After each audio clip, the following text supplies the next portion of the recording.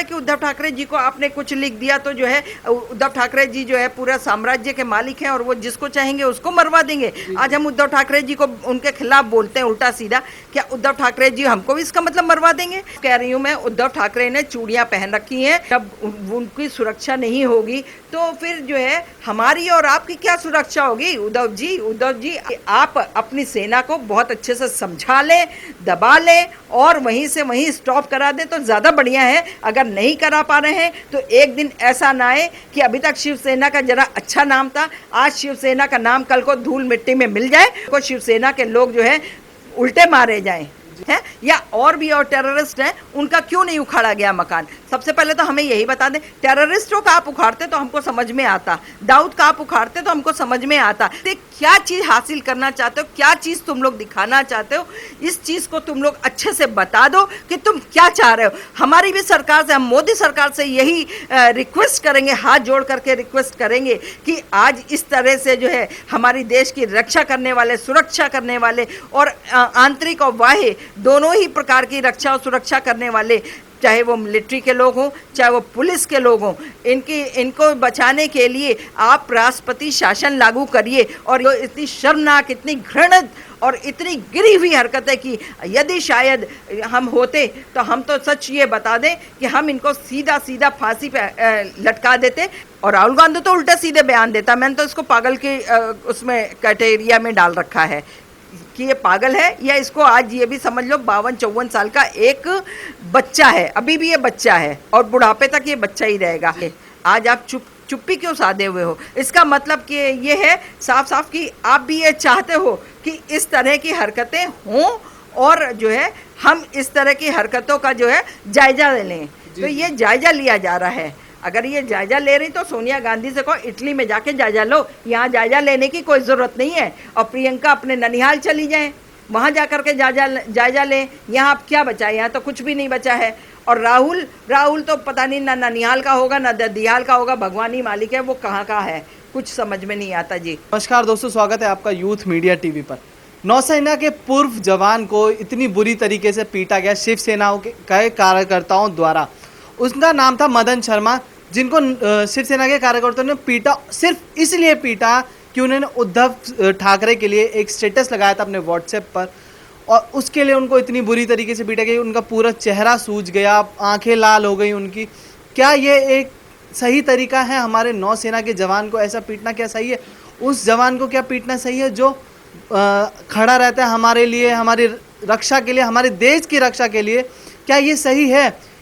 अब उद्धव सरकार और ये शिवसेना कितना नीचे गिरेंगे, इन्हीं सब मुद्दों पर बात करने के लिए हमारे साथ मौजूद है आशा शुक्ला जी। तो मैम, नौसेना के जवान को बुरी तरीके से पीटा जाता है शिवसैनिकों के द्वारा, उस चीज़ को कैसे देखते हैं? क्या अब हमारे देश के जो फौजी, जो सेना वाले हैं, उनको पीटा जाएगा? देखिए, ये बहुत ही गलत बात है कि जो देश की रक्षा के लिए निरंतर तत्पर लगे रहते हैं, 24 घंटे जिन लोग अपनी पलक झपकाए बिना रात दिन जो है आपके सरहदों पे रहते हैं, रात दिन आपके जो है पानी में पड़े रहते हैं, रात दिन आपको जो है तैयार रहते हैं कि किस समय जो है आवाज़ आए और हम हवाई जहाज़ लेकर के उड़ जाएं और जा कर के जो है जहां मुझे बम दागना है बम दागें, या जहां जो भी कुछ करना है वो करें। लेकिन इस तरह की बहुत गलत और बहुत घृणित शब्दों का प्रयोग करना, या ये कह दीजिए कि मदन शर्मा जी को जिस तरह से मारा गया है, उनकी आंखें सूज गई हैं, लाल हो गई हैं, उनका चेहरा सूज गया है और भी उन्हें पता नहीं किस तरह से प्रताड़ित किया गया है, ये शिव सैनिकों के लिए जो है बहुत ही गंदा, घिनौना और बहुत ज़्यादा गिरी से गिरी हरकतें हो सकती। उद्धव ठाकरे जी को समझ में नहीं आ रहा है। उद्धव ठाकरे जी जो है एक उनके कोई आ जाते हैं मंत्री संतरी, किसी के लिए कुछ और बोलते हैं, किसी को चैलेंज करते हैं कि ये यहाँ नहीं आना चाहिए, यहाँ नहीं जाना चाहिए है। इनको ये समझ में उद्धव जी को नहीं आ रहा कि जब बाल ठाकरे जी का हम नाम जो है वो ज़मीन में डुबोते जा रहे हैं और डुबोते जा रहे हैं, हम उनके परिवार के हैं, उनके बच्चे हैं, हमको उस चीज़ को लेके ऊपर उठना चाहिए, या हमको उनकी छवि को जो है बराबर धूमिल करते जाना चाहिए। जिस तरह आज आपके शिव सैनिकों ने अगर इस तरह की चीज़ें, घृणित गलत हरकतें अंजाम दी हैं, आज उनको मारा। अगर उद्धव ठाकरे जी को कुछ मान लीजिए लिख दिया गया तो इसका मतलब ये नहीं होता कि उद्धव ठाकरे जी को आपने कुछ लिख दिया तो जो है उद्धव ठाकरे जी जो है पूरा साम्राज्य के मालिक हैं और वो जिसको चाहेंगे उसको मरवा देंगे। आज हम उद्धव ठाकरे जी को उनके खिलाफ बोलते हैं उल्टा सीधा, क्या उद्धव ठाकरे जी हमको भी इसका मतलब मरवा देंगे? हैं, तुम इतनी शर्मनाक गिरी हुई हरकतें कर रहे हो। उद्धव ठाकरे होश में आ जाओ और इस तरह की हरकतें करना बिल्कुल बंद कर दो। तुम्हारे शिव सैनिक अगर ये कर रहे हैं तो ये भी चीजें बंद करा दो, और अगर नहीं इस तरह का है तुम्हारे शिव सैनिक के नाम पे अगर कोई गुंडा एलिमेंट्स इस तरह की हरकतें करता है तो उन गुंडा एलिमेंट्स को पकड़ो और पकड़ने के बाद में उनको जो है पुलिस के हाथ दो और उनको बोलो इसको सख्त से सख्त सजा दी जाए। और फिर दूसरी बात, आपने कंगना रनौत का मकान भाई तोड़ दिया और कह दिया जी मैंने कंगना को उखाड़ दिया। अरे कंगना को उखाड़ कैसे दोगे? कंगना कोई वो थोड़ी है कि पेड़ है पत्थर है उठा लाए उखाड़ दिया और आपने कह दिया कंगना को उखाड़ दिया। इस तरह की चीज़ें बंद हो जानी चाहिए। कंगना को उखाड़ने के लिए आप उखाड़ोगे, पीछे से 1000 कंगना खड़ी हैं लड़ने के लिए और 1000 कंगना के साथ 1000 कंगना के सपोर्टर्स भी खड़े हुए हैं, ठीक है। दूसरी बात ये है, आपने कंगना का मकान उखाड़ दिया, दाऊद का आज तक क्यों नहीं उखाड़ा भाई मकान है? या और भी और टेररिस्ट हैं उनका क्यों नहीं उखाड़ा गया मकान? सबसे पहले तो हमें यही बता दें, टेररिस्टों का आप उखाड़ते तो हमको समझ में आता, दाऊद का आप उखाड़ते तो हमको समझ में आता है। इस तरह की तुम लोग हरकत, अरे तुम वो हरकतें करते कि हमको सब, तुम हिंदू ही होके हिंदुओं के ही खिलाफ लड़ाई लड़ रहे हो, हिंदुओं को मार रहे हो, हिंदुओं को काट रहे हो, जो इतनी शर्मनाक इतनी घृणित और इतनी गिरी हुई हरकतें की। यदि शायद हम होते तो हम तो सच ये बता दें कि हम इनको सीधा सीधा फांसी पे लटका देते। उनका किसी का ये जमानत होनी ही नहीं चाहिए। कानून व्यवस्था अंग्रेज़ों वाली क्यों चला रहे हो आप लोग? कानून व्यवस्था बंद हो जानी चाहिए। अपने हिंदुस्तान में हो, हिंदुस्तानी व्यवस्थाओं को आप लो। कानून रोज़ बनते हैं, रोज़ बिगड़ते हैं। अब नया कानून पुराना बिगाड़ो, नया कानून बनाओ। इसी विधानसभा और विधान परिषद के अंदर सारे कानून बनते हैं और कानून अप्लाई होते हैं और उसके बाद जब जरूरत होती है तो कानून बिगाड़ दिए जाते हैं। तो इनको जो है कानून इस तरह के बना करके और इन ऐसे दोषियों को जो है सख्त से सख्त सजा देनी चाहिए और अगर हो सके तो सजाए मौत देनी चाहिए। कि हम इस तरह की ये हरकत कर रहे हैं, करनी चाहिए या नहीं करनी चाहिए, कहीं हमारा अंजाम उस तरह ना हो जाए कि हमको फांसी की सजा मिल जाए। ये इस तरह होने चाहिए। जहाँ देश की आर्मी के जवान ही सुरक्षित नहीं हैं, जो हमारे देश के लिए खड़े रहते हैं जिस स्टेट में, उस स्टेट में लोकतंत्र तो खत्म हो ही चुका है। कंगना का घर तोड़ दिया, एक आदमी को पीट दिया गया एक सरकार के खिलाफ आवाज़ उठाने पर।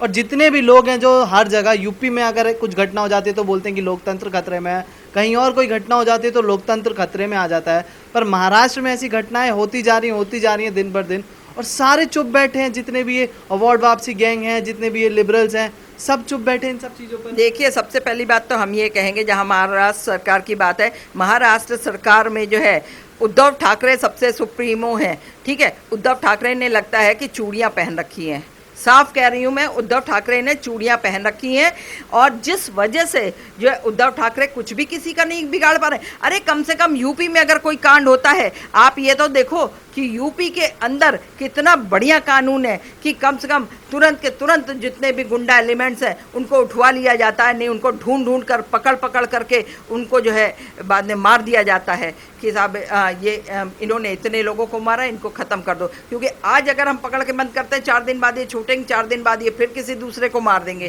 ठीक है। इनका इनकाउंटर ही कर दो, सबसे बढ़िया। जो बहुत ही मोस्ट गुंडा पर्सन्स हैं उनके सबके एनकाउंटर हो जाते हैं। तो ये उद्धव ठाकरे के साथ होएगा। जो शर्म आनी चाहिए इनको कि जो जल थल वायु जो सेनाएं हैं, जो हमारे अंदर की इंटरनल, फिर मैं दोबारा कह रही हूँ, फिर इंटरनल पुलिस कर्मी हैं जो हमारे देश के आंतरिक व्यवस्था पुलिसकर्मी संभालती है, 24 घंटे वो भी जो है तत्पर रहते हैं। पहले कंगना का धमकी देना, फिर उनका घर तोड़ देना, और अब जो हमारी देश की सेवा करते हैं उनके साथ ऐसा व्यवहार करना, तो आम जनता को सुरक्षा करने वाली जो ये सरकारें होती हैं, अब वो क्या करेंगी? अब क्या जनता को मारेंगी पीटेंगी? अब ये देखिए, बिल्कुल यही हो गई। जब आप कंगना ने आवाज़ उठाई, कंगना का घर तोड़ दिया गया, कह दिया गया कंगना को उखाड़ लाए हम, ठीक है। दूसरी बात, आपने जो है मदन शर्मा जी को, जो एक वरिष्ठ अधिकारी थे नेवी के, उनको आपने जो है मारा पीटा बहुत बदतमीज़ी के साथ में, और उसके बाद में आज जब ये सब हस्तियां मारी जा सकती हैं और भी कोई हस्ती के लोग मारे जा सकते हैं, तो कल को जो है आम जनता मारी जाएगी। आम जनता मारी जाएगी तो क्या आम जनता आवाज़ नहीं उठाएगी? आम जनता में आवाज़ उठाने वाले भी बहुत लोग हैं और आवाज़ वो उठाएंगे। यदि आवाज़ नहीं कोई उठाता है तो एक दिन ये होगा कि आम जनता का कोई भी बंदा यहाँ पे जिंदा नहीं बचेगा और साम्राज्य सिर्फ इन्हीं का चलेगा। इसलिए हम तो ये चाहते हैं, और हम ही नहीं, मेरे ख्याल से कि 95% शायद जनता यही चाह लेगी कि ऐसी जगह पे जहाँ ये हरकतें हो रही हैं, ख़ासतौर से मुंबई में, हैदराबाद में, और इसी तरह से दूसरी लोग जो है ये हरकतें यहाँ आपके राजस्थान में कर रहे हैं, लोगों के गांव पे अपना कब्जा जमा रहे हैं और जो है पलायन हो रहे हैं हिंदू। और तो ऐसे लोगों के जगह पे जो है एक आपको जो है राष्ट्रपति शासन लागू कर देना चाहिए। और घर से, उस राष्ट्रपति शासन में तो सभी को पता है कि घर से निकलते ही गोली दाग दी जाती है, ठीक है। यहाँ दफ़ा 144 जो लगती है, दफ़ा 144 आप परमानेंट लगा के रखो, बिल्कुल भी खोलने की ज़रूरत ही नहीं है। इनको जब तक त्राहिमाम ये लोग ना कर लें तब तक भी एक भी घंटे के लिए नहीं खोलना है। और अगर ज़्यादा कोई बहुत ज़रूरी है तो वो अपना ऑनलाइन से अपना सामान मंगाएं। आजकल ऑनलाइन बहुत चल रहा है, ऑनलाइन से खाने पीने का सामान आ जाता है। बाकी जो जब ऑनलाइन से बारूद आ सकता है तो ऑनलाइन से ये सब सामान नहीं आ सकता है क्या? तो इस तरह हम तो यही बार बार रिक्वेस्ट करेंगे मोदी जी को, मोदी जी राष्ट्रपति शासन लागू करवा दीजिए अगर आप जनता को जिंदा देखना चाहते हैं तो। और यदि नहीं तो कोई बात ही नहीं है, आप फिर आराम से मस्ती से जो है अपना संन्यास लेकर के बैठिए, राम राम वहाँ पे जपिए अपने मंत्रालय में, और यहाँ जो हो रहा है जनता के साथ उसको होने दीजिए, बिल्कुल होने दीजिए। हैं, हम यही कहेंगे और दूसरी तीसरी बात हम कह ही नहीं सकते।